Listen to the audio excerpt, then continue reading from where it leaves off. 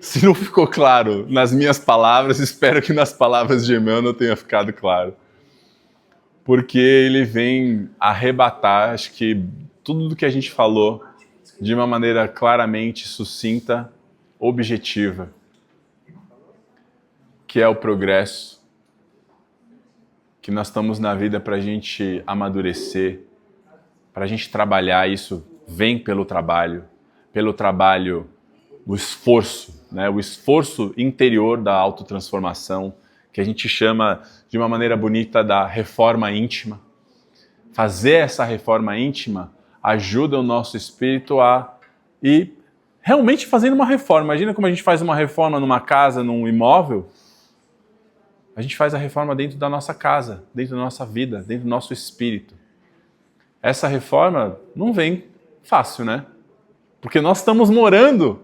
Fazer reforma morando é muito mais difícil, né? É muito mais sofrido do que a gente fazer a reforma e estar lá do outro lado. Então não tem como a gente fazer uma reforma tranquila. Porque é o nosso espírito que vai se reformar enquanto a gente está ali vivendo. E nós vamos ser testados. Nós vamos ser provados. Mas depois da reforma vem o quê? A alegria de você estar numa casa reformada, numa casa novinha, que é o seu canto, porque a gente vive melhor. E isso muitas vezes vem, né, uma ótima analogia, porque a vida muda. Então às vezes você está numa casa que é um cômodo só. E aquele cômodo para você naquele momento é suficiente. Mas aí chega um momento que a vida muda, a família cresce e um cômodo não é mais suficiente. Precisa ter mais. Precisa de espaço para as novas coisas, né? E aí a gente precisa de uma casa nova. Ou a gente precisa fazer uma reforma na nossa casa para que tenham mais cômodos. A nossa alma é a mesma coisa. Chega um momento na nossa vida onde a nossa alma está meio angustiada. Parece que as coisas não estão certas. A gente fica ali, né? Uma coisa assim, dentro do nosso coração lá dentro que fica cutucando, fica ali. Empurrando, impulsionando a gente para frente. E a gente precisa fazer essa reforma para que o que a nossa alma aspira, ela comece a se refletir no nosso dia a dia, comece a se refletir nos nossos hábitos, nas nossas atitudes, comece a ter coesão, coerência. Porque se a gente quer uma coisa, nós esperamos uma coisa e a gente não consegue identificar esse elemento no nosso dia a dia, dentro de nós mesmos, então, fica ainda mais difícil da gente chegar dentro de casa e falar assim, nossa, que gostoso, chegamos em casa, né? Só que imagina que essa casa é a nossa alma. Como é que faz? Claro. Como é que faz? Se a nossa alma vive em agonia e angústia, não adianta às vezes a gente querer mudar as coisas lá fora. Parece um contrassenso, né? A gente está falando de reforma, reforma parece que é uma coisa fora, mas a gente está falando de reforma aqui. Às vezes a gente precisa reformar aqui dentro. Porque as coisas lá fora são simplesmente coisas. São acontecimentos. É bom, é ruim? Tem muito mais carga do que a gente coloca de não, isso daqui é terrível, isso daqui é bom. A carga é nossa. Porque uma coisa só realmente é boa e ruim quando você vê os resultados daquilo.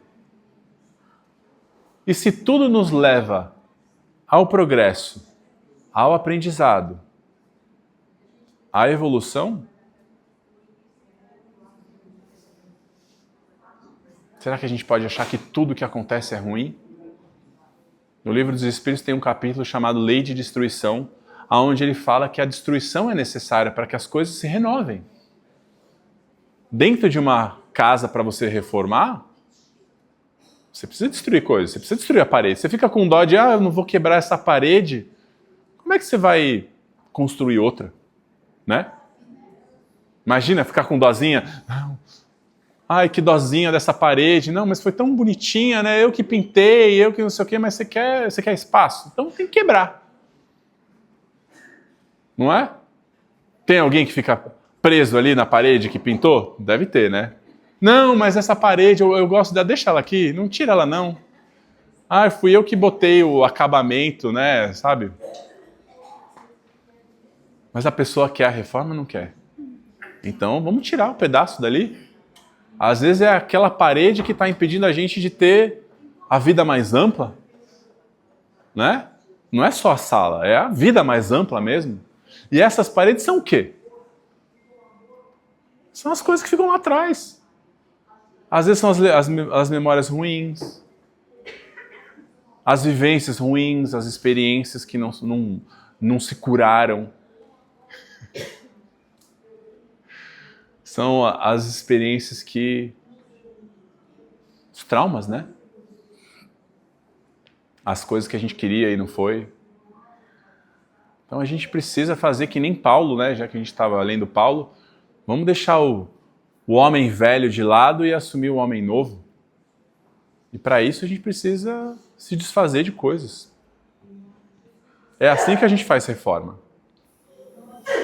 A parte difícil de fazer reforma íntima no espírito é que não tem como a gente tirar um pedaço do espírito e falar assim, não, esse daqui ó, pode ir para caçamba. Esse daqui fica. Não tem como. Não tem como tirar uma parte. A gente precisa ressignificar. A gente precisa entrar em paz consigo mesmo. E às vezes, e principalmente entrar em paz consigo mesmo para conseguir entrar em paz com o outro. Não dá para tirar um pedaço. Ah, deixa eu tirar, né?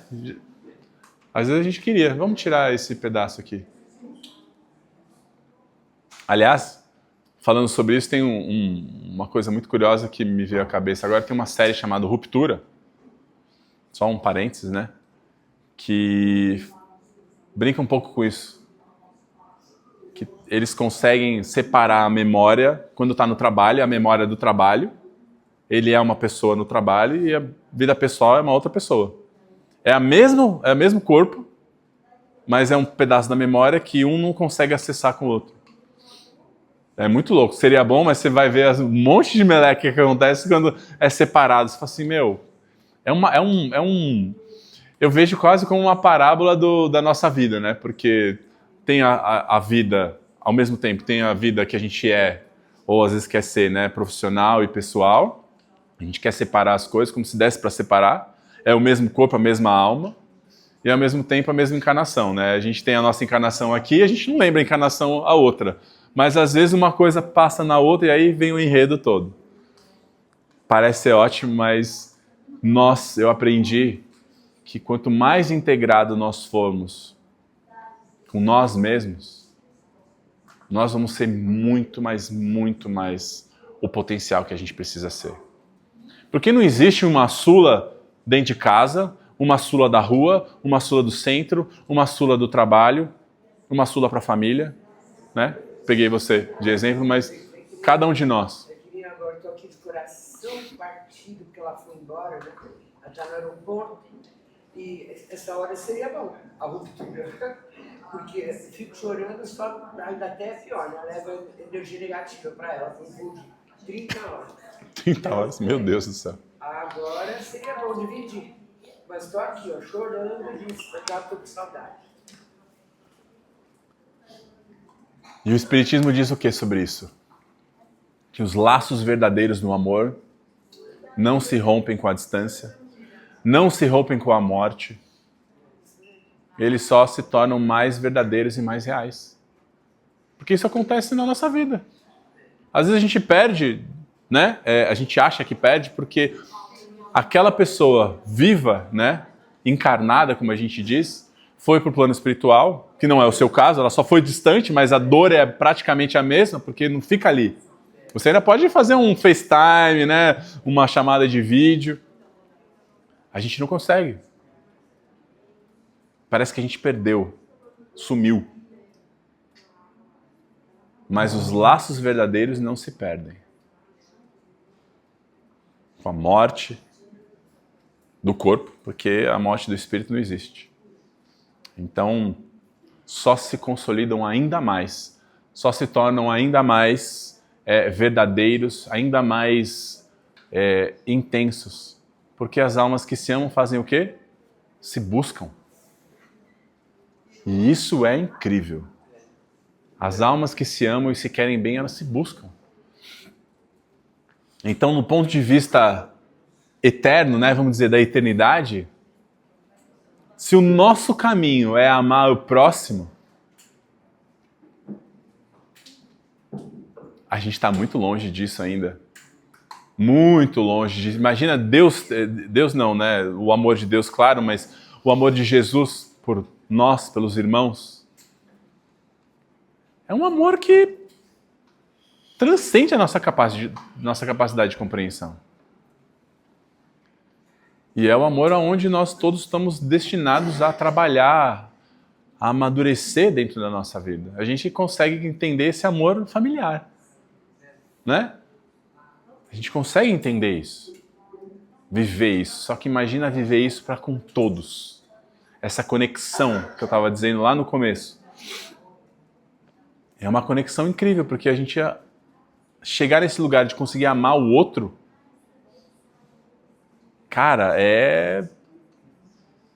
deve ser muito interessante. Um dia a gente vai chegar lá. Mas para a gente chegar lá, a gente precisa fazer a nossa reforma. Precisa pegar ali. Então aí a gente vai chegar, às vezes, nesse caminho. A gente tem duas maneiras de chegar nesse lugar, né? A gente pode chegar pelo amor, pelo esforço, quando a gente vai se assimilando, vai assimilando cada vez mais as palavras de Jesus, ou a gente vai chegar pela dor. Porque aí dói. E aí quando dói na gente, a gente começa a olhar para o outro e fala assim, o cara tá na mesma situação que eu também já tive. E a gente faz o quê? Vai querer ajudar, porque você sabe que dói. Não é? Só que essa dor que a gente vai vivendo aos poucos, vai nos conectando com o outro. Faz com que a gente se conecte consigo mesmo, vai se purificando, vai entendendo a dor, vai entendendo que o outro também sofre e vai conseguindo enxergar o outro em algum momento. E aí a gente consegue enxergar o outro, chega uma hora onde a gente não precisa sofrer o que o outro sofreu. A gente reconhece que o outro também está em dor. E aí a gente quer ajudar. E quando a gente consegue chegar nesse lugar, a gente fez o que? A gente deixou a nossa dor de lado. Porque não significa que a gente não tenha dor. Não significa que a gente não tenha sofrimento. A gente tem. Mas a gente é capaz de deixar o nosso sofrimento um pouquinho de lado para ir ajudar o sofrimento do outro. E Chico falava muito isso. Chico falava que se você tá chorando, vai ajudar o outro. Porque é o melhor remédio para secar as nossas lágrimas. Porque às vezes chega uma hora que a gente fala assim, a gente está sofrendo, está em sofrimento, mas ajuda o outro, a gente percebe que às vezes o outro está sofrendo mais do que a gente. E perceber isso é muito interessante porque muitas vezes a gente se coloca no lugar do outro e vê o que o outro está sofrendo e fala assim, nossa, se eu tivesse sofrendo o que ele está sofrendo, passando pelo que ele está passando, eu não aguentaria. Eu não aguentaria. E talvez a gente não aguentasse mesmo, mas o outro já está preparado para sofrer o que o outro está sofrendo. Porque ele já se preparou para isso, mas não significa que por causa disso a gente não tenha ou não possa ajudar o outro. Afinal de contas, fica muito mais fácil, né? Se a gente está sofrendo, o outro faz o quê? Ajuda a gente. E se a gente está sofrendo, alguém vai vir ajudar. E se não vem ajudar, tá tudo bem. Alguém vai ajudar do plano espiritual que a gente não percebe. Isso com certeza. Isso nunca deve ser motivo para a gente deixar de querer ajudar o outro, deixar de querer se colocar no lugar do outro e fazer o quê? O nosso melhor. Porque se a gente sabe como dói bater o dedinho no cantinho da mesa de cabeceira ou da cama, ou em qualquer outro lugar, quando dói, quando o outro faz isso, a gente não dá risada. A gente sabe que doeu. Né? A gente sabe que doeu.